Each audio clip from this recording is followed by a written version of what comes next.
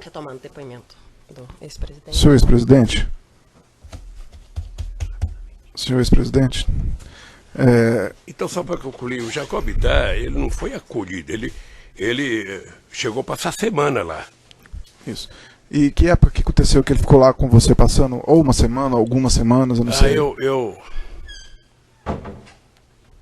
Isso foi, me parece que 2000 e... Foi a partir de 2005, 2006, por aí. Ok.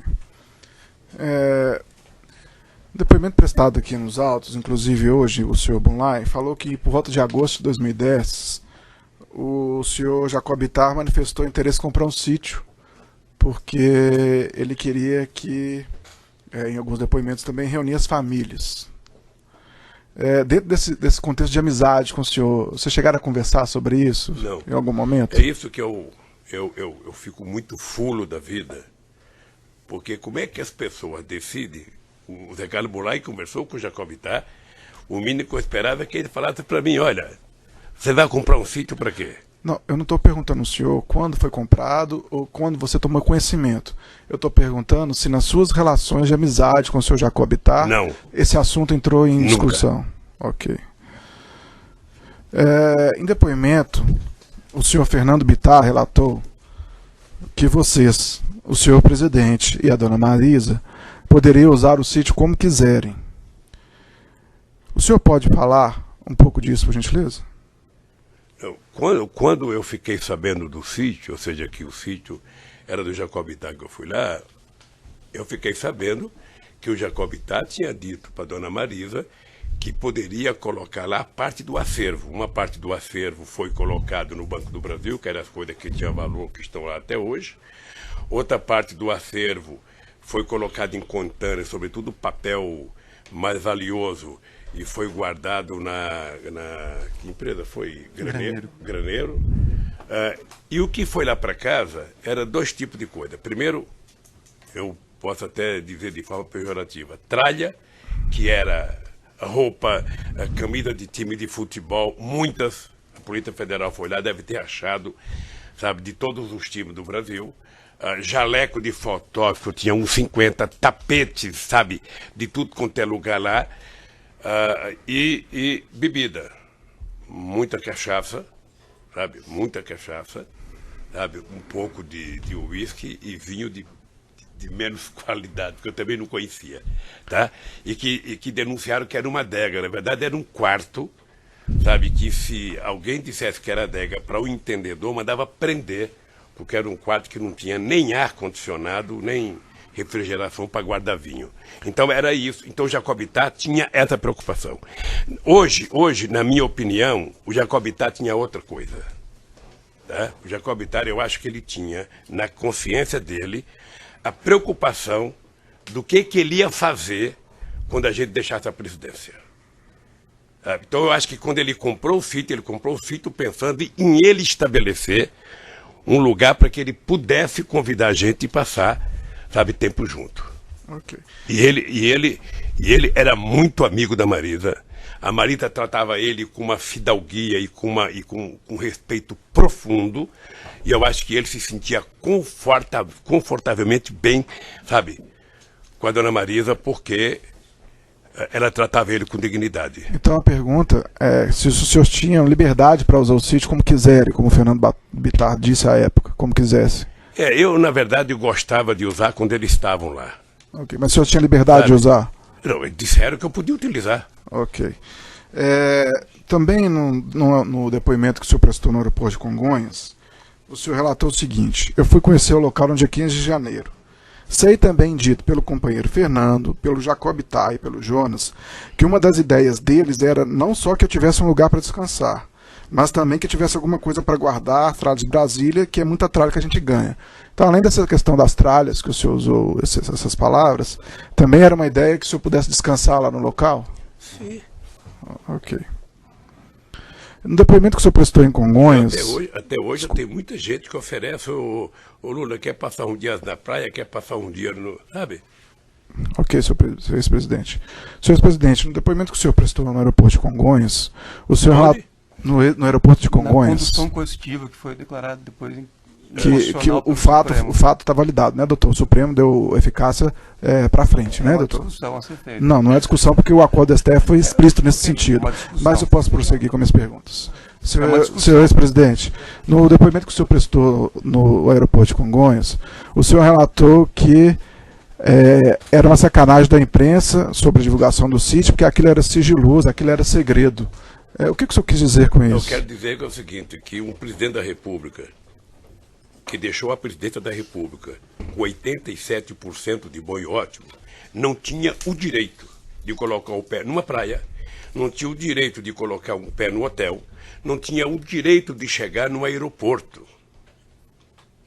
Sabe? Não tem, se um dia você ficar famoso, você vai perceber o quanto é difícil.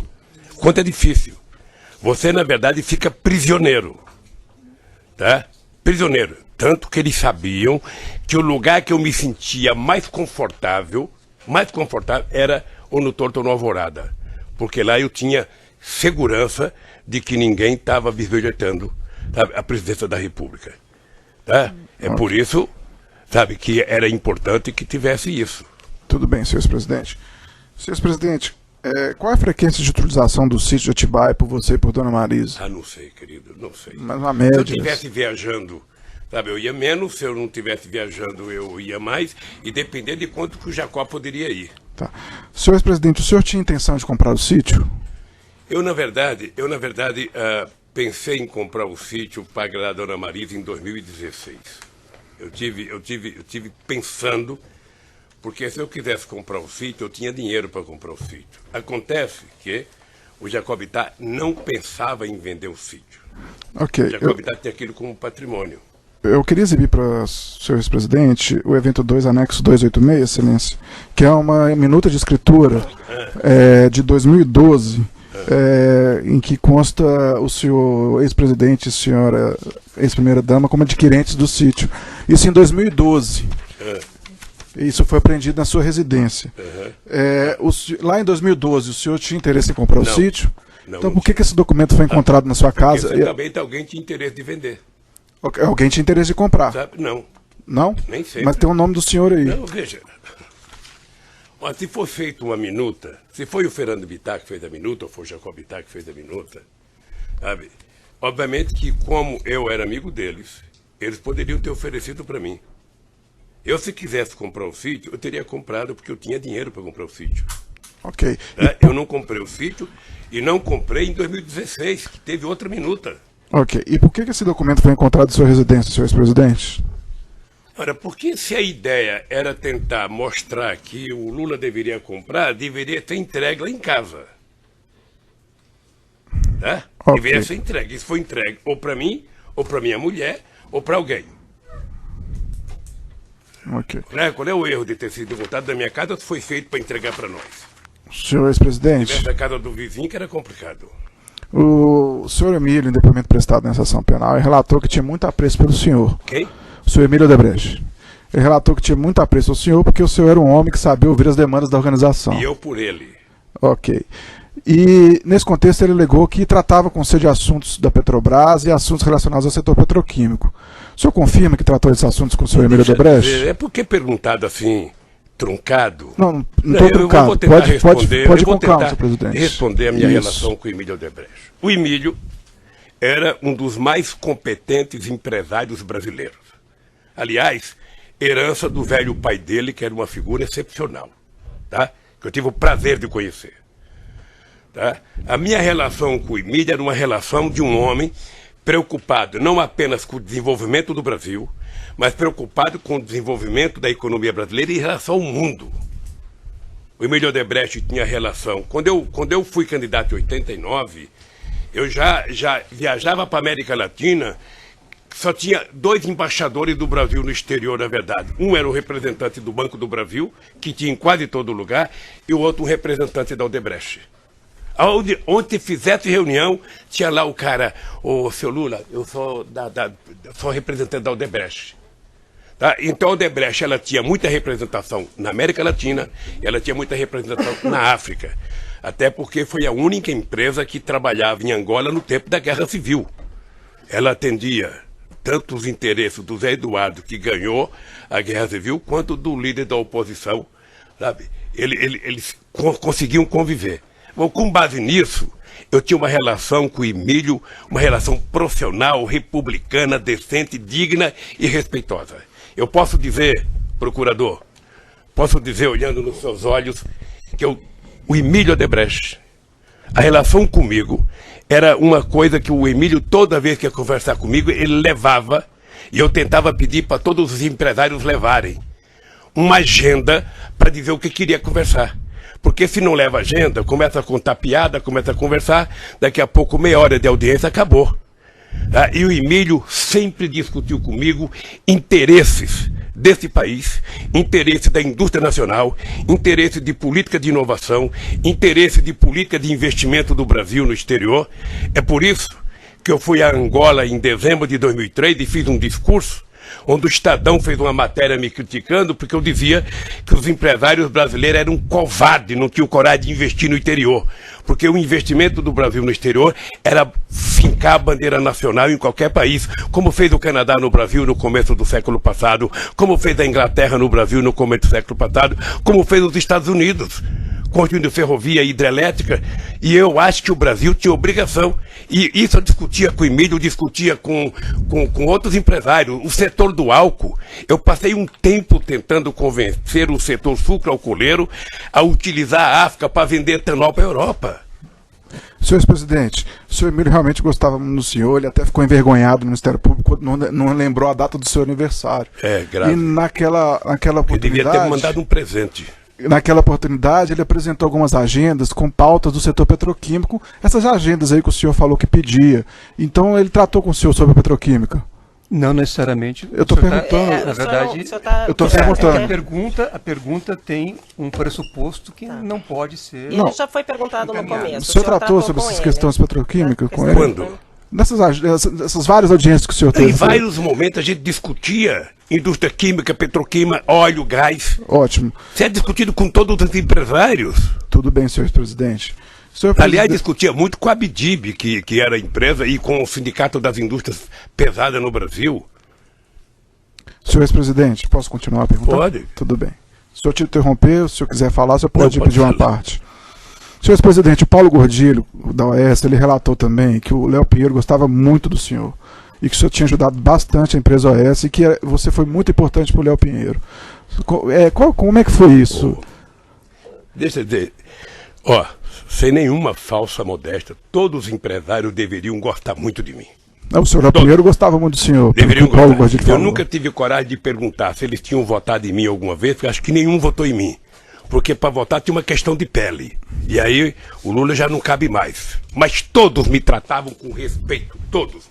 Do maior produtor de açúcar e álcool desse país, a maior construtor civil, ao maior banco do Brasil, os bancos, todos me tratavam com muito respeito, porque eles viveram no meu governo o momento de ouro desse país. O Brasil nunca teve tanta credibilidade no exterior, nunca foi tão orgulhoso ter passaporte brasileiro no exterior, nunca se gerou tanto emprego. Eu agora fico com pena quando eu vejo, tem brasileiro indo para Portugal para procurar emprego, tem brasileiro... No meu tempo de governo, as pessoas voltavam de Portugal, voltavam do Japão para trabalhar aqui no Brasil. De tanto emprego que a gente gerou, 20 milhões de empregos. Então, todos eles. A OAS saiu de menos de 20 mil empregados para não sei quantos milhares de empregos. A Odebrecht saiu de não sei quanto para quase 200 e pouco mil empregados. A Petrobras saiu de 30 para 80. Então, todos, na verdade, todos eles deveriam, sabe, me agradecer pelo período que o Brasil viveu no meu governo. Então, gostar de mim, eu não diria que é obrigação. Okay, mas é um senhor dever presidente. deles. E aí o senhor Léo Pinheiro falou, olha, o Lula foi muito importante para a OAS, ele nos ajudou. Como que foi isso, senhor presidente? Não, porque a quantidade de obras. Só, procurador, quando eu cheguei na presidência da República, esse país era tratado como se fosse uma republiqueta de bananas. Eu lembro de uma briga que eu tive quando o presidente do BNDES e o presidente da Petrobras diziam que esse país não tinha capacidade de produzir navios. Em relação a essa especificamente. Hein? Em relação Não, à não, empresa é que sabe o que acontece? Não tem uma relação de ajudar um. Foi ajudada a economia brasileira. O senhor lembra que nós terminamos o meu mandato crescendo a 7,5%. O comércio varejista chegou a quase 14%. Nunca os pobres foram. Sabe, até nesses shoppings aqui de Curitiba, dos ricos, os pobres passaram a frequentar. O pobre não queria mais ir em feira popular, queria ir no lugar que o pobre tem direito de ir. E esse país virou outro país. Então não é nada específico à OAS, é A todas as empresas, todas elas. O Léo Pinheiro gostava Pode do pensar. senhor, como todos os empresários Agora deveriam todos gostar. deviam. Eu acho que todos me respeitavam profundamente e eu os respeitava profundamente. Ok, senhor presidente. E duvido ainda, procurador, duvido, para terminar, eu duvido que você encontre um empresário, mesmo esse da Van que ajudou o Collor agora com o Zap, se esse cara um dia foi procurado pelo Lula para pedir 5 centavos. Porque a relação de respeito que eu adquiri com eles e que impunha a eles não admitia que qualquer empresário conversasse comigo sobre 5 centavos. E não admitia quem frequentasse a minha casa discutir negócio, sabe, de governo. Governo eu discutia até a meia-noite dentro do palácio. Quando eu ia para casa cuidar da minha família. Senhor presidente, o Bunlai, no depoimento que foi aproveitado nesses autos, ele alegou que efetuou um empréstimo no Banco Chaim e isso estava causando vários problemas para ele, que ele estava impossibilitado de operar com bancos, estava incluído no CADIM. Ele chegou a confidenciar isso com o senhor? Eu vi a denúncia pelos jornais. E o Bunlai conversava... Somente ele é que sabe se ele pegou dinheiro com quem quer que seja com o Chaim, com o Itaú. Tá? E esses problemas pessoais que ele teve com esse empréstimo? Hein? Esses problemas pessoais que ele teve com o empréstimo? Eu não sei qual é o problema pessoal que Ele não teve. comentou com o senhor. Hein? Ele não comentou com o senhor esses Também não sei. problemas. Ok. Ele sabia que era proibido discutir qualquer assunto que não fosse a relação familiar.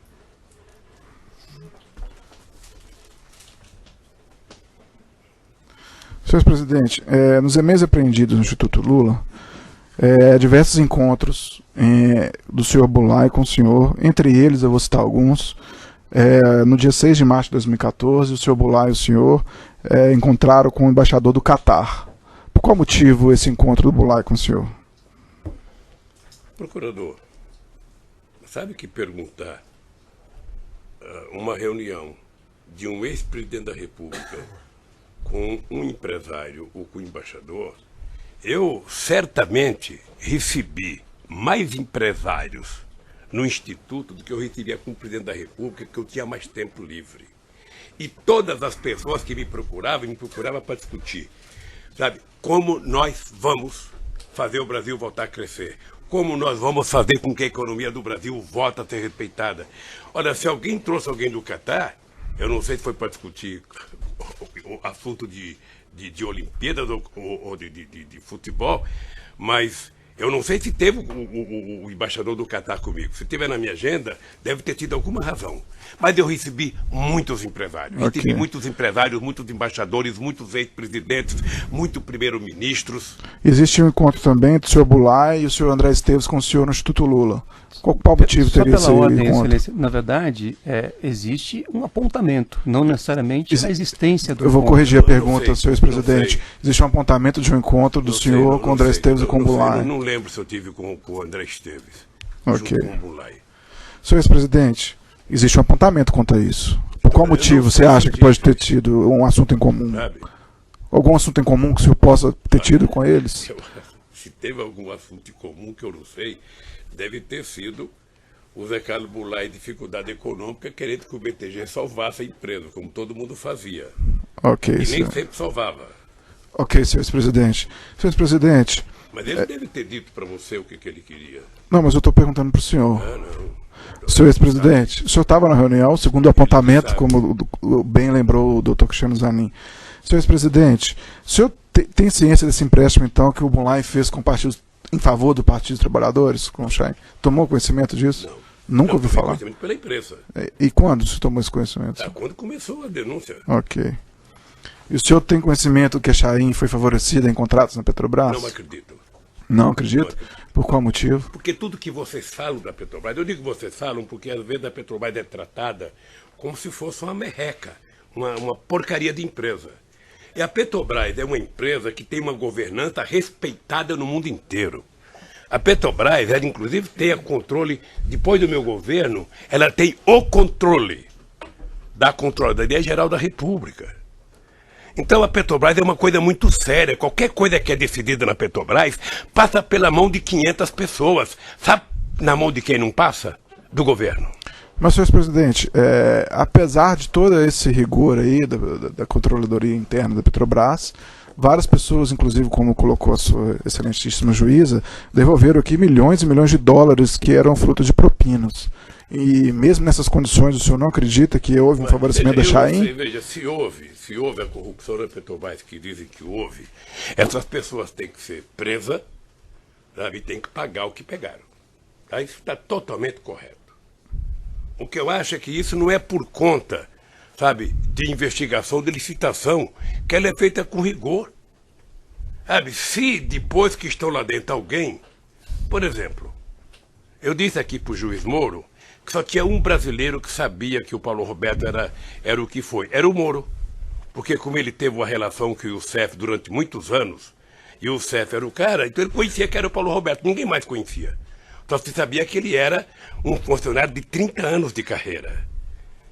Então, se alguém, depois que entrou, virou ladrão, ou se alguém, sabe, participou de uma licitação honesta e ganhou, e depois resolveu, daquele problema, pagar a propina, eu, sinceramente, a palavra propina também é uma coisa nova no dicionário brasileiro, porque eu acho que teve muita gente, é opinião minha, fazendo evasão fiscal e depois encontrou muito mais cômodo achar um culpado, que era a tese da concussão. Arruma um culpado, joga em cima dele e livra a sua cara. E o senhor tomou conhecimento como foi quitado esse empréstimo do Bunlai com o Chaim? O senhor tomou conhecimento? Não, porque o Bunlai não tinha que prestar conta para mim. Tá, mas o senhor não tomou Prestar conhecimento. conta para a Receita Federal. Ok. Senhor presidente, o senhor tomou conhecimento que o Bunlai efetuou as obras no sítio, no Atibaia? Não, Não tomou em nenhum momento? não, Nenhum momento? não momento. Já perguntou, já respondeu. Em nenhum momento o senhor indagou quando você teve encontro com ele sobre o custo dessas obras? Em nenhum momento, quando o senhor encontrou com ele, o senhor indagou sobre o custo de obras? Não. Não, porque não era, o sítio não era meu, eu não tenho obrigação de Ok. perguntar e de saber. Senhor presidente, nos e-mails apreendidos no Instituto Lula, há registro de encontros com o senhor Kumbulai em 2011, em 16 de janeiro de 2012, em 29 de março de 2012, em 12 de junho de 2012, em 3 de julho de 2012, Que e é 28 registros de apontamentos de encontros entre o senhor e o Bulai no Instituto Lula. 2012, 28 de agosto de 2012, 3 de setembro de 2012, 19 de dezembro de 2012, 6 de março de 2014. Nesses diversos encontros, o senhor nunca indagou ele sobre essas obras que ele fez no sítio? A minha relação de amizade com o Bunlai não permitia Não permitia. que eu desse a ele qualquer ousadia de falar qualquer coisa de dinheiro comigo. Ok, senhor Então, se o Zé presidente. Carlos Bunlai fosse ao Instituto, o Zé Carlos Bunlai era aposentado, morava em São Paulo e poderia ir no Instituto quantas vezes ele quisesse. Ok. Senhor presidente, o senhor falou que a imprensa, depois que a imprensa divulgou isso, o senhor tomou conhecimento, não foi isso? Foi. E na divulgação da imprensa está lá a questão do Bunlai, que tinha feito as obras para o senhor. Depois dessa divulgação, o senhor não perguntou para ele sobre isso, não quis pagar por essas obras? Não perguntei porque o sítio tem dono. O dono do sítio chama-se Fernando Bittar. E o senhor perguntou para o Fernando Bittar? É que vocês começaram dizendo que era meu sítio. Eu estranhei agora a doutora juíza dizer que... Eu estranhei porque eu passei 4 anos eu também apanhando, porque o estranhei, sítio era senhor meu. presidente, porque- E agora o sítio desapareceu. Eu também estranhei, senhor presidente, porque a denúncia está lá há muito tempo, a sua defesa poderia ter te explicado Sabe? isso. Não, Se ela não fez, não, infelizmente não é um papel do Ministério Público. O Ministério Público Está dizendo ressalva até que a questão na da propriedade denúncia- da empresa ainda está sendo investigada, não tem isso? É na essa denúncia? ressalva. Então o Ministério A questão Público que da- fez a está, na questão verdade, da propriedade Mas da da mesma sua coisa. acusação. Tá, é dito, mas não é essa a acusação. Não, Mas a não é mesma essa coisa acusação. aconteceu, procurador, a Acusação mesma é coisa lavagem de aconteceu, dinheiro, veja, mas a mesma coisa aconteceu, eu tô há muitos Senhor anos, presidente, se você não estiver satisfeito não tem, com- pera um pouquinho, não tem nenhum ser humano nesse país que tenha apanhado mais da imprensa do que eu por mentiras contadas a meu respeito. E eu, com 73 anos, faço um esforço muito grande de não perder o humor, de não deixar que o ódio tome conta de mim, porque eu acredito que nós vamos ainda, neste país, provar quem está com a verdade e quem está mentindo. Então, eu passei, sabe, um monte de tempo, sabe? O Lula é dono de uma chácara. Eu falava, não sou, gente, o Lula é dono, eu não sou. Agora, nem da chácara me perguntaram mais, porque não é minha. Foram perguntar de uma obra de uma chácara que não é minha. A mesma coisa aconteceu, procurador, você sabe disso, do apartamento. Eu passei 5 anos dentro do apartamento, não é meu, não é meu, não é meu. Aí o que aconteceu com o apartamento? O Moro dá um julgamento aqui. Eu sou acusado por fato indeterminado. O apartamento não tem que a Petrobras, mas eu estou no Lava Jato. E foi colocado na Lava Jato pelo Ministério Público só para me trazer para cá. Senhor presidente, eu posso fazer o questionamento? O senhor deveria aguardar a resposta dele. Ele está fugindo ao tema, doutor. Ele está fugindo ao tema, doutor. É só isso, é só isso. Compreenda que, embora eu tenha um casco duro, eu respeito o senhor presidente. Se uma bala pega no mesmo lugar, muitas vezes machuca. E eu estou cansado. Eu estou cansado de mentira. A mentira é contada aqui e é transformada em verdade pela imprensa. Senhor presidente, eu tenho o maior respeito pelo senhor. O senhor está aqui para se defender e a oportunidade do senhor é essa. E se o senhor quiser ficar em silêncio, o senhor tem essa oportunidade. Sabe por que eu não posso me defender aqui? Sabe por quê? Porque quando vocês dizem uma coisa, dá 20 minutos no Jornal Nacional. Esse outro aqui, que é meu advogado, ele dá uma resposta, não passa 2 segundos. Senhor presidente, então é uma desproporção isso. Nós vivemos na democracia, o processo é público. Mas eu posso questionar o senhor? A democracia é mais para um do que para os outros. Não, uma questão de ordem, excelência. Não, doutor. É uma questão de ordem. Eu acho que isso está previsto em lei. Uma questão de ordem. Que questão de ordem? Seja a questão de ordem é a seguinte. Vossa Excelência, a pedido do Ministério Público, inclusive, contra a posição da defesa, disse que vai aproveitar um depoimento relativo ao caso Triplex. Então, o senhor presidente estava, inclusive, fazendo referência ao caso que Vossa Excelência decidiu aproveitar o depoimento. Então, me parece que aproveitar o depoimento sem dar a ele a oportunidade de falar sobre o assunto configura um cessamento de defesa. Esse fato já está julgado, senhor Joaquim. Eu diria a Vossa Excelência... Senhor Cristiano, o que vai ser aproveitado daquele depoimento são os fatos relativos a essa denúncia, mas não a relativa ao Triplex. E ele está atacando algo que já foi decidido. Certo, mas não dá para pensar uma coisa em detrimento de outra. Então vamos para a próxima pergunta. Eu só pediria a Vossa Excelência, educadamente e cordialmente, que fosse possível o depoente, nesse ato que ele pode fazer a sua autodefesa, que ele pudesse completar as respostas e desenvolver os raciocínios necessários para a concretude do ato. Mas se ele fugir do assunto e começar com um discurso político, doutor, infelizmente eu estou comandando a audiência, eu vou ter que cortar. Doutora, inclusive, o problema é que esse assunto não tem um tema específico, porque inventou-se 2 palavras mágicas. O PowerPoint e o contexto. Isso já foi passado no passado. E nessas 2 palavras parece uma caçamba de jogar problema. Vamos às perguntas. Então tudo está dentro do contexto, porque a mentira tem que ser... Senhor presidente, o senhor está aqui para se defender, se fique tranquilo, se for mentira. Se for mentira, o órgão acusador do Ministério Público ele não tem interesse em condenar pessoas por fatos que são falsos. Então o senhor fique tranquilo com relação a isso. Vocês já conseguiram até me tirar do processo eleitoral. Senhor presidente, não foi... Porque eu sabia que se eu fosse candidato eu ganhava no primeiro turno das eleições. A primeira coisa foi me condenar de forma apressada para me tirar. Pelo Quem tempo. tirou